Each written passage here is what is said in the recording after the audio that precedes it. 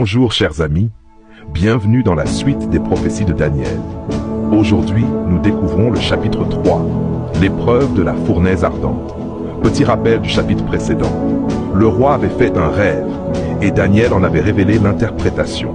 Une prophétie sur la succession des empires jusqu'à la fin des temps. Le roi Nebuchadnezzar fit ériger une immense statue d'or, haute de 60 coudées. Il la dressa dans la vallée de Dura, au cœur de la province de Babylone. Alors, il convoqua tous les hauts responsables du royaume, satrapes, gouverneurs, juges, trésoriers. Tous se rassemblèrent pour la dédicace de la statue. Un héros proclama à haute voix, « Peuple, nation, hommes de toute langue, au signal de la musique, vous devrez vous prosterner et adorer la statue d'or que le roi Nebuchadnezzar a élevée. Quiconque refusera sera jeté immédiatement dans une fournaise ardente. » Le moment venu, les instruments résonnèrent. Trompettes, harpes, guitares, cornemuses, et tous les peuples tombèrent face contre terre, adorant la statue. Mais parmi eux, 3 hommes restèrent debout. 3 Juifs, Shadrach, Meshach et Abednego. Des Chaldéens vinrent aussitôt accuser les Juifs. « Ô roi, ces hommes que tu as élevés dans la province de Babylone, ils ne tiennent aucun compte de ton ordre.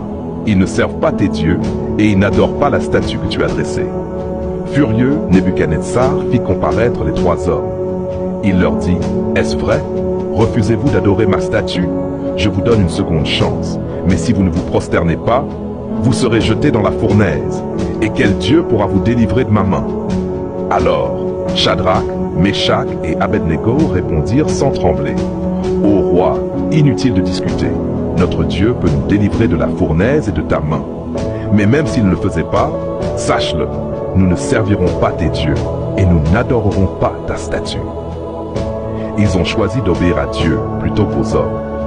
Comme Pierre et les apôtres plus tard, qui dirent « Il faut obéir à Dieu plutôt qu'aux hommes. » La fureur du roi monta d'un cran. Son visage changea. Il ordonna de chauffer la fournaise 7 fois plus que d'habitude. Les 3 hommes furent liés, encore vêtus de leurs habits et jetés dans la fournaise par les soldats les plus puissants. Mais la chaleur était telle que les soldats eux-mêmes furent brûlés. Alors que tout semblait fini, le roi se leva soudainement, terrifié. Il dit, « N'avons-nous pas jeté 3 hommes liés dans le feu? Mais je vois 4 hommes libres qui marchent dans la fournaise, et le 4e ressemble à un fils des dieux. » Le roi s'approcha et cria,